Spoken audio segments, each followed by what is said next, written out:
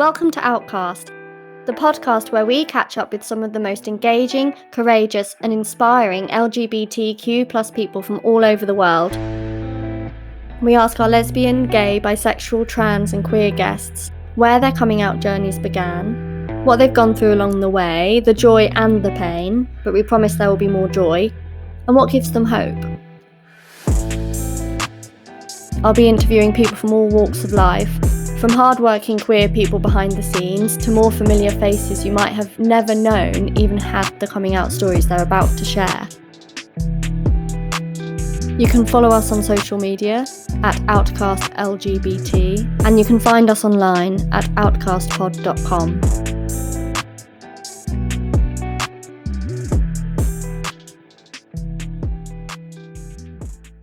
This episode is dedicated to the memory of my mum, Sue Pentreath, who we lost too soon. Our final guest on this season of OUTcast is Clementine Ford.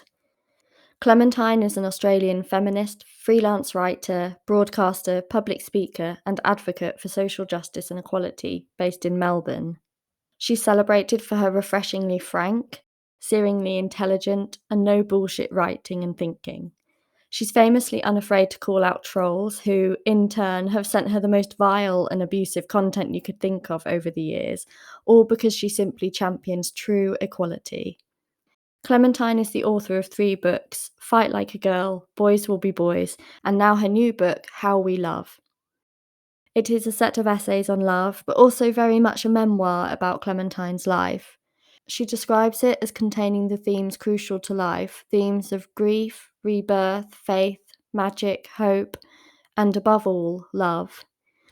Clementine describes her sexuality as fluid, and she has dated both men and women, and her first love was a woman. Clementine, welcome to OUTcast. It's amazing to have you on. Well, it's so wonderful to be here, Rosie. Thank you so much for inviting me. You write in your new book that to love is to know more of yourself. And for me, I think knowing yourself is such a big part of coming out, which is, of course, what OUTcast is all about, coming out as LGBTQ+. And it's funny, I've spoken to so many guests about their sexuality, about coming out, but we haven't spoken about love. And sexuality, I suppose, at the core of it, for me, is love, very generally. So it's incredible to have you here talking about love. What inspired you to write this book, and why now? Well, I'd love to say that after the pandemic, we all needed some human connection, but unfortunately, that would be a little bit of a fib because I pitched the book back in 2019, well before we realized that the world was going to change as we know it.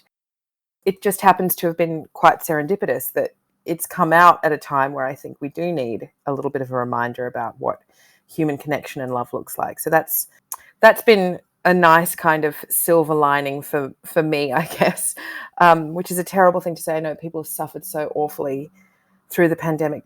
I do think that one thing it has been able to do for us is, I don't want to sound as twee and trite as saying remind us of the things that are important, but obviously that is true in a practical sense. We've been reminded of which people in the world are really essential, and generally speaking, the feminized, low-paid industries ended up being essential to the running of the world. And I think to a degree, we've been able to see that a lot of that work is, obviously people don't do it for the love of it. And to say that is to dismiss the practical realities of living in a capitalism. But I do think that there's an underpinning of love that exists in those industries, for example, healthcare, a love for your fellow humans. I've just been fighting with anti-vaxxers all day. So I feel like we've been shown the best and the worst of humanity as a result of this pandemic in particular. I feel like love is so essential to kind of unpacking what all of that is. And maybe more broadly speaking in my work, because I think that love is so essential to social justice too. It seemed to me to be a natural companion to write a book about love and a book about the interior lives of people and how we love each other and the ferocity with which we love. Mm-hmm. You know, people make the mistake of thinking, well, if you're a feminist or if you're like politically active or if there are certain connotations associated with your work as there are with mine, oh, she's angry, she's this, she's that, or the other, she's very divisive. I hear that all the time. that it's a way of dismissing the reasons for why you do that work. And for me, love is so much a part of that. The book has got that memoir feel as well as being so about love. Had you thought you might write a memoir around about now, or how did that kind of emerge? It's actually not all that radical a departure for me to do this kind of writing, because obviously parts of my first book in particular had some quite kind of, very personal stories in it. But also throughout my entire writing career, I've done a lot of life writing. It's just, it's very easy for people, I guess, to ignore that part of me and suggest that, well, this is the only kind of writing she's well known for, is the more political kind of robust sort. But I mean, for example, the first chapter is about my mother, who died of cancer when I was 25. And it's a reflection on not just her illness and her dying, but also on our relationship as mother and daughter, and what I've learned now 15 years after her passing as a mother myself. I've written a lot about my mum over the years, and addressed a lot of the themes of grief and loss and being a motherless child and a motherless mother.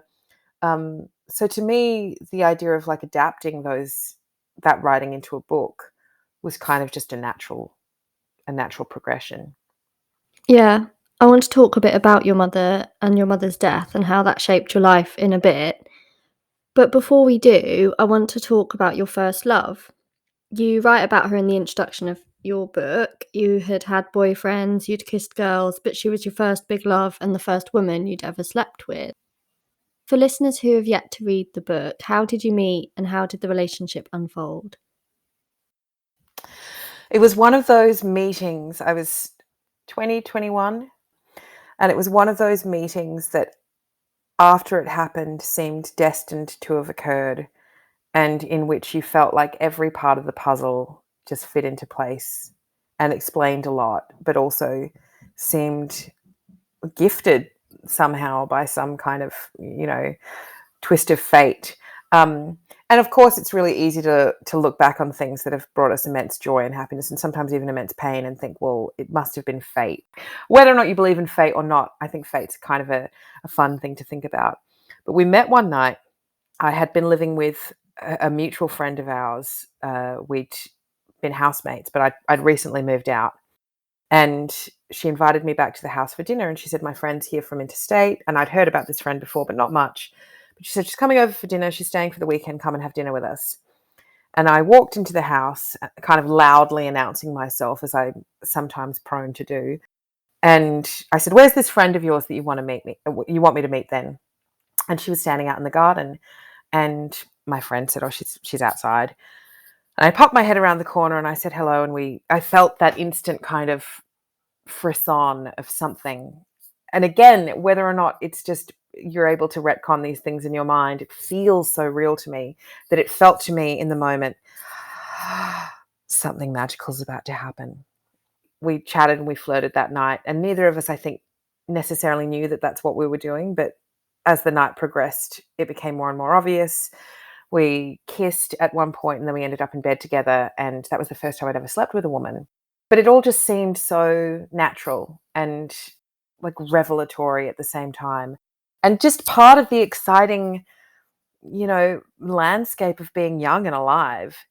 And afterwards, I remember she told me, I heard your voice before I saw your face. And that always seemed to me to be like this magical thing that someone could say to you, I heard your voice before I saw your face. And we just fell in love, and we had a beautiful love affair that was kind of tortured in some respects, as all good love affairs when you're 21 should be a little bit tortured in some respects. It lasted for the season that it was meant to last for. And then we became friends. And now we are two women who live in the same city, who have a lot of regard for each other, but don't see each other that much, because that's just where life has taken us. That's often the way with big loves. It sounded really beautiful and like it unfolded really naturally, but did you have any apprehensions that this big love was with a woman? I was so excited by it. I was just so madly in love with her. And I think she was in love with me, and we certainly said it to each other. But one of the things that she said to me, which I think is also in that introduction, which has always stayed with me, is that falling in love with someone is really about learning who you are. And when we're young, as I still was at 21, as I still was probably at 30, as I am in many respects now, still young inside. When you're young, you don't know who you are. You have no idea. You have a sense of who you want to be, and you have a sense of different personas and characters that you're trying on. And you also know the ways in which you protect yourself moving through the world, particularly if you are queer and you've sort of not been really out about that. And so this experience of falling in love with someone, and also as part of that, coming to know who you are or having a better understanding of who you are as a person, is really transformative. And I feel like, we have these really false ideas about what love is valid and what's not. And it's not just about heteronormativity defining a valid kind of love. Obviously, we know that, and when I say we, I mean you and I, and the listeners of this show know that all love is valid, and that queer love is just as beautiful as straight love, and that in fact it's ridiculous to even have that conversation because the comparison is just so absurd. But I think we should also talk about how there's a validity that's applied to love that quote unquote lasts. And so people think that, well, if your relationship only lasts for 6 months, or if it lasts for 2 years and then it ends, that somehow it's a failed relationship, because we've been culturally indoctrinated into this idea that we need to pursue the one. And I know that lots of people live outside of those parameters. I'm talking about mainstream culture. Even mainstream queer culture still kind of has this very Western ideal of like the one that we find who we spend the rest of our lives with. And now that, particularly in Australia, same-sex marriage is allowed, it's a sort of a melding of that kind of very conservative view of love, I think, when actually some relationships are only meant to last for as long as they last for, but it doesn't make them any less important or life-changing or valuable as a relationship that lasts for 40 years. Because every love that we have and experience comes to us, hopefully, at a time in our life where we can appreciate it for exactly what it is. I agree. I think there's almost a heteronormativity about how mainstream LGBTQ plus culture is progressing, and that conservative view of love as being based on longevity has stuck. Linked to this and your experience of queer relationships, how does feminism intersect with your experience of being LGBTQ plus?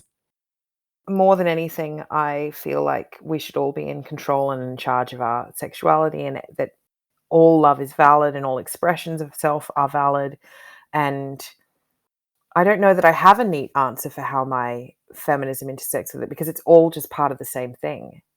I have a lot of insecurity about my place in the queer community, not because I'm not queer, but because I'm kind of a nerd. And actually, I'm sure that this is something that probably a lot of people relate to, because I came out when I was 21 and spent a lot of my teenage years not just hiding it from other people, but also hiding it from myself. And so there's a lot of internal, I wouldn't say internalized biphobia or internalized homophobia in myself even. It's more, I just don't feel cool enough to be a part of the community. And I feel quite, having said all of that before about, conservative ideals with the relationships, I don't feel conservative in terms of like, I'm not interested in marriage. I think marriage is like a regressive state. And again, like acknowledging that my opposition to it as a political moment is also one built out of privilege. But I sort of don't really feel like white queers earning the right to be married is all that transgressive. I say white queers in particular because that's obviously the perspective that I speak from, and I would never try and claim that for anyone else who doesn't have those layers of privilege. I also feel, I feel kind of like conservative when it comes to love and sex and stuff like that. I'm not super adventurous. I still feel in many ways like a 15-year-old, like the 15-year-old girl that's just daydreaming about kissing girls, and sort of worried that like even if I do get to the point where I'm able to do it like openly, that they'll know somehow that I'm not like cool enough to be there. It's interesting what you say about feeling like that kind of 15-year-old girl wanting to like, imagining kissing girls and stuff. I feel similar. I feel like one minute I feel very mature in my sexuality, and then the next I'm like, "Oh, I can't believe I kind of had those thoughts or feelings, you know, 10 years ago, 8 years ago, 5 years ago." It sort of goes in waves perhaps. Yeah, there was definitely a period as well when I first came out where I was, like, feeling myself, you know? I was feeling so cool about it, which is not to say that I thought it was a cool I mean, I did think it was cool, and I do think it's cool, but it wasn't like a performance. I just felt very connected to it. And then I suppose, as you're saying, like, that you move in and out of different phases in your life, and for me personally, sometimes I feel more inspired into, like, physical connection with other people, and sometimes I don't.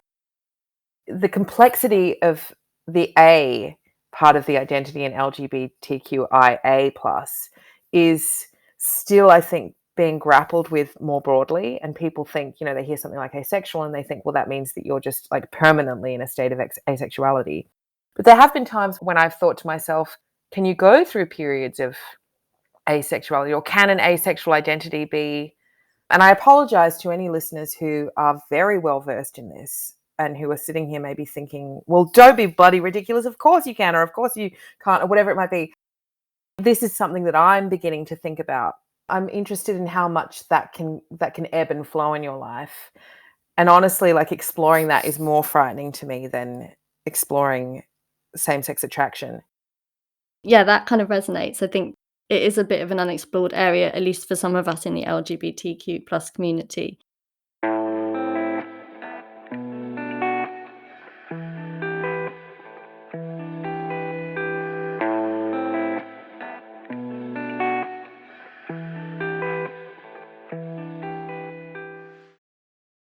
Let's talk about your mother. I said I wanted to pick up on you writing about her in this book. Your experience of her dying so young at 58 is actually resonates with me. My mum died when she was 59 as well, so I kind of know what it's like. I'm so sorry. Yeah, I know what it's like to have a mother just die so suddenly when you're so young and still a child yourself. I mean, you're never ready for it. We're never ready for our mothers dying, but I would love to hear a bit more about sort of how it felt. Of course, you've written so beautifully about it in the book, but for our listeners, you know, how it felt and how it shaped your life. Mm. Oh gosh. Well, firstly, I am very sorry for you because, as you say, there's no time when you're ready to lose your mum. And I mean, I was 25, and in many respects, I'm so grateful that I had years that other people didn't. You know, I've heard from people who've read this book in particular who've said that they lost their mother at 16 or even younger than that. I mean, I have a very sort of, without being too fairies at the bottom of the garden about it, I have a very kind of philosophically optimistic way of looking at things. And although I wish I'd had so much more time with my mum, I'm glad that I got the time that I did, because I know that not everyone has that. So she was diagnosed with cancer when she was 57. We thought initially that she might, you know, it might be treatable, but it turned out they were going to do surgery on her. And when they kind of opened her up, they were like, oh my God, she's bloody riddled with it. So it turned out to be not possible. And then 8 months after she was diagnosed, she died. And a big part of that chapter is that she could have had a little bit longer, but it wouldn't have been much longer. It would have been maybe 4 months or something. But she chose not to have a surgery that would have extended her life by this tiny amount of time. And she chose to basically die. You know, I describe in that chapter going home for dinner, where my parents said that this is the last time that they wanted us to be home, and they wanted us to say goodbye, and then we would go away, and then they would wait for it to happen. And obviously it was devastating, and I mean, incredible to write about. That sort of, and I feel like my mum would laugh at that because my mum was such a huge reader. But you sort of, I guess, when you're a writer, and particularly when you've had, you know, the benefit of distance, it's been 15 years now, you're not so overwhelmed by your grief that you feel consumed by it. And now I feel like I can walk alongside the grief, and I can capture it in a way that is quite beautiful and that might be meaningful to other people. There's almost a thrill that you can do that with something that's been so hard. you can turn it into something beautiful, which is what artists have always done, is turned terrible things into works of something that is hopefully meaningful in some way. And I think the hardest parts about that grief were, you know, not just becoming a mum myself without the benefit of a mother there, but realizing now that I'm 40 and I'm so much closer to her in terms of understanding than I was then, but still not quite where she was, that you then just miss out on all of this opportunity for discussion and for learning. And, going back to what we said at the start of this episode about love being like knowing yourself, but love also being knowing other people. And I loved my mother so much, but I was never able to have the opportunity to know her, if that makes sense. Obviously, I knew her as my mum, and I know lots of stories about her, but there's a layer to her that will just be forever out of my reach. And the musician Claire Bowditch, who's a musician here in Australia, has a beautiful song called The Thing About Grief. And she sings, the thing about grief is it knows what I did and it knows what I did not say. And it sentenced me to a long, long lifetime of excavating the things this little head of mine cannot yet understand. And it feels like that when you're in grief. And maybe you feel that too, Rosie, that you spend all of this time excavating the earth around this person, trying to find some clues as to who they really were. Yeah, it's so true. It resonates so much. I mean, it goes without saying, I read that chapter and I just couldn't stop crying. It means so, so much to be able to read something so beautiful that resonates like that. So I know there are so many people that will appreciate it. And yes, I think that's what hit me the most. I remember when you wrote that when you do get to the age your mother was when she dies, the profound realization of that is so profound, and there are all these little markers. So yeah, having your baby and not being able to have those conversations with her, I think it just really resonates, and it really packed a lot home. Well, thank you. And I'm so glad, I love to, with no joke at all, I love to hear people say that my writing made them cry, because it's such a huge privilege to be able to make people feel those things. It's great to make people laugh. I love making people laugh too, and I love making them feel rageful and inspired, but to make them cry as well, what an amazing thing. I feel like with my mum, the beautiful thing about it now is that my grief has settled to a place of, obviously, there's acceptance, there's gratitude. I also feel weirdly grateful, and I'm interested to know if you feel the same. I feel grateful for having the grief. I feel like losing my mum so early was devastating, but it was also incredibly formative, and it forced me to grow up in a way that I might not have done otherwise. I feel very aware of her when I'm parenting my own child. Um, Mainly, actually, I laugh a lot thinking about how she'd, her prophecy of, I can't wait for you to have children one day so you know what it's like. When I was being so awful to her as a teenager, I can't wait. I sort of laugh along at that. And I feel like, she would have really loved my son.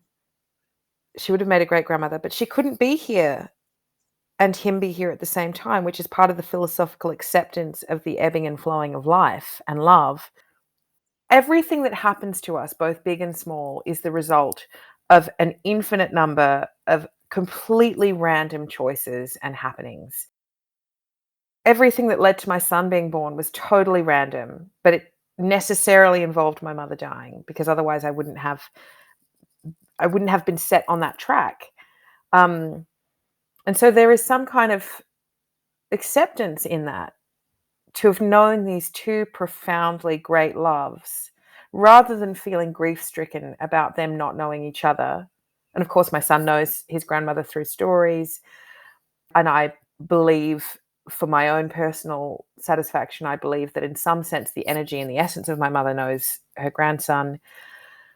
But I also feel like, rather than feeling sad about that, or rather than feeling overcome by fury at how unfair it seems, how lucky am I that I had these two people in my life? Yeah. and that I've known the love of a mother, and I've been a child, and I've also now gotten the opportunity to know the love of a child and to know what it's like to be their mother. And she taught me everything I needed to know. Yeah. That's it. That is a gratitude, and that is a sort of cyclical connection, even if things aren't literally connecting. Like, you're the connector between those two great loves and those two people. Well, and there's a wonderful scientific fact that some of your listeners might know or not know.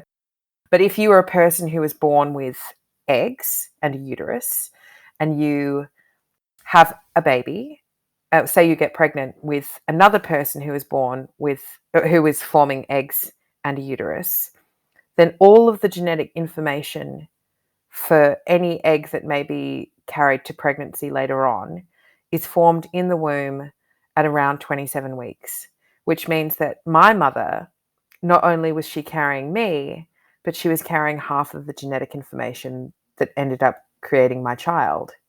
Having that knowledge is so powerful, particularly when you find out that when people are pregnant and they carry a baby, that there's like a chimera thing that happens where some of the genetic material from the unborn child enters the genetic makeup of the birthing parent and stays with them for years. So you can test their their DNA and their cells, and you'll find cellular evidence of the child that they carried maybe 20 years before. So my mother in particular carried me with her, and some sense of me or some sense of my child is in me. So all of that stuff is really cool to think about, because it makes it easy to kind of let go and say, the wonderful thing about life is that we are born, but we have a season, the same way that all loves have a season. We have a season, and one day our season will be over.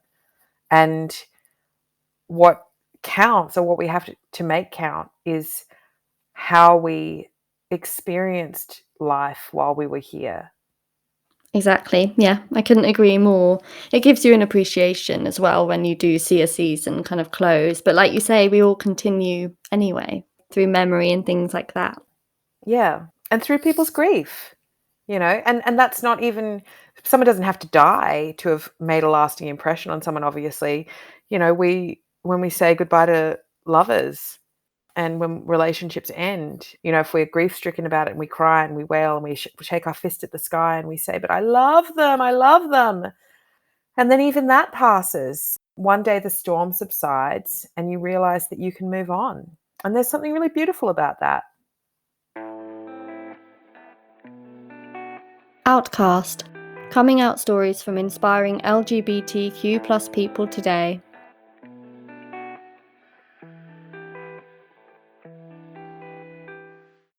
What has it been like being on dating apps and going back into dating after having been with your son's father after you separated? How's that been? Quite demoralizing, ultimately. Oh, it's tricky because I don't I don't really like first dates. Wow, I'm so unique in that way. Who likes first dates? They're so awkward. But weird. This is weird to talk about because it's sort of a little bit. I don't know. I don't want to sound like a dick, basically. But sorry, I should rephrase that. I don't want to sound like a wanker. It's hard to trust people, particularly in Melbourne, because I am reasonably well known, and it's really hard to come to dating situations where you are at a disadvantage because the other person knows so much about you and who they think you are than about them. And I worry in particular with dating women that I'm aware of my shortcomings, and I'm aware of my fickle nature. Let's put it like that. And I also don't have a lot of time, and I guess like I'm more concerned about wasting women's time than I am wasting cis men's time, which is whatever, like a terrible thing to say maybe, but I think I worry with women that I'm going to disappoint them with the reality of who I am. And with men, I worry that they don't really want to date me. They just want to tell their next girlfriend they dated me. Yeah, there's so much to unpack here, like, more than we probably have time for in a podcast episode. It's interesting that you're kind of more cautious around the women. I suppose women have such a complex sort of maternal empathetic sort of way of being, so I don't know if that comes into play. Obviously, you've explored the kind of toxic masculinity that makes men at least perform the way they can be. Mm. Well, I'm a very cautious person when it comes to, and always have been very cautious when it comes to intimacy with other people. I have a lot of, I wouldn't even say that it's walls. It's the Groucho Marx school of thinking that you don't want to be a member of any club that would have you as a member. You know, that I have this weird messed up thing of like, if people are interested in me, then there must be something wrong with them. Which is not a very uncommon way to feel about yourself. Everyone has that kind of self-doubt and insecurity. But I suppose it's just made me incredibly cautious about getting involved with people at all. And I I don't know, yeah, I am a little bit more cautious around women's feelings. That sounds so arrogant, like, "Oh, I'm gonna break their heart." It's not that at all. It's that I feel, I guess, more conscious of, like, taking care of their heart, which is not to say that men don't need their hearts taken care of as well. It's just that my experience has been they don't need their hearts taken as much care of when it comes to internet dating. And the thing about like telling their next girlfriend, we all know the very self-aware, progressive kind of feminist man who's actually not very feminist in their real life. And I'm very wary of men who call themselves feminists, not because I don't think men should be feminists, but because I wonder, I always think like, don't tell me, show me. And I think that some men feel like I'm too much trouble, you know, because they have to be on their best behavior around me all the time. If that's the way you feel, then there's something wrong with you, mate. But also, the reason as well that I'm cautious is I've had a lot of experience of women telling me that men that they've met or they maybe have matched with on a dating app, that they've dated me. And I, in some cases, have never even met these men. I may have just matched with them on an app once or met them through a friend maybe, and they've described us as being friends, like really ramped up and hyped up their connection to me, if it even exists, as a means of tricking women, I think, as a means of like making them seem safe. So I feel like I've got all of this paranoia and insecurity. Some of it, well, it's all really born out of like stuff that is happening, but that it makes it very hard to trust people. And we do all know those men that sort of tell you about how many Laura Bates or Clementine Ford books they've read. Oh, yeah, proudly displayed, you know. Do you have a sort of a memorable date you've had with a woman or non-binary or trans person? A favourite or a funniest or a, yeah, nice date anecdote there? The best dates I've been on have been the ones where obviously it feels very natural from the beginning and from the get-go, but where even if it didn't work out, that you've ended up having a deep connection with someone. And the book is dedicated to Alice, who I mention at numerous times. And, you know, I sort of explain the very first time Alice is mentioned. um, I say how I met her, but I don't go into too many details. And then I just reference Alice throughout the book. And my editor said to me a few times, do we need to, when she appears in different chapters, would say, do we need to remind the reader again who Alice is? And I was like, no, I want her to be just this figure that is in the book, because Alice and I began romantically.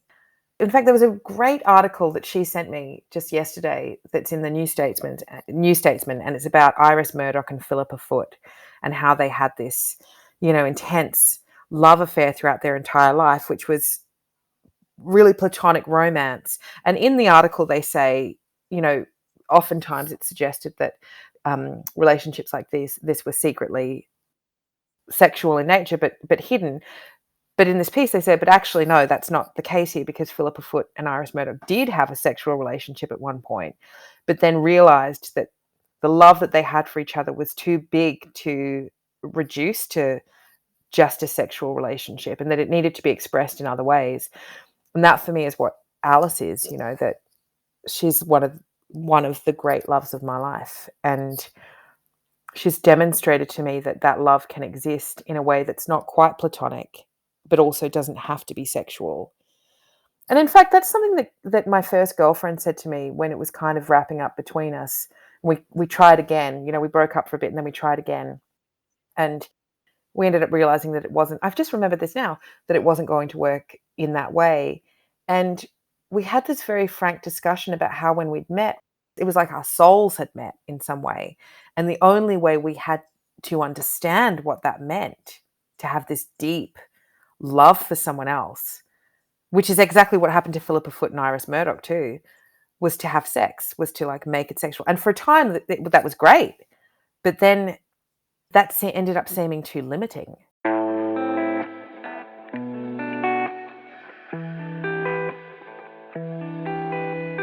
Coming out stories from inspiring LGBTQ+ people today.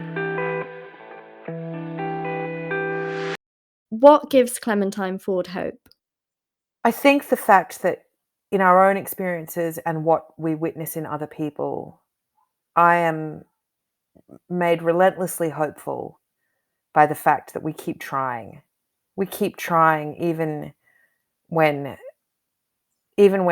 things haven't worked out, whatever it might be, we remain in a constant state of trying. And I think that that's one of the most beautiful things about humans, all of whom are obviously flawed and we can do terrible things. But it's like I said in the acknowledgements, I think the very last line of the acknowledgements is that humans are terribly flawed and we do awful things to each other. But my God, how we love. The title is not meant to be how we love as a descriptor. These are the ways that we love.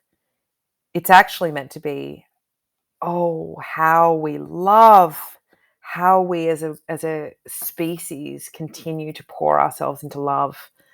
And I just feel hopeful about that. I there's that old sort of adage of, in the definition of insanity is doing the same thing over and over and expecting a different result.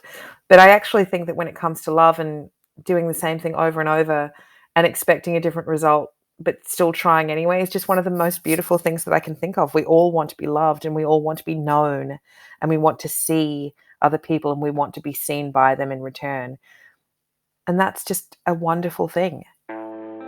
Yeah, it's really beautiful. Well, thank you so much for your time. Thanks for coming on to OUTcast. It's been amazing to chat.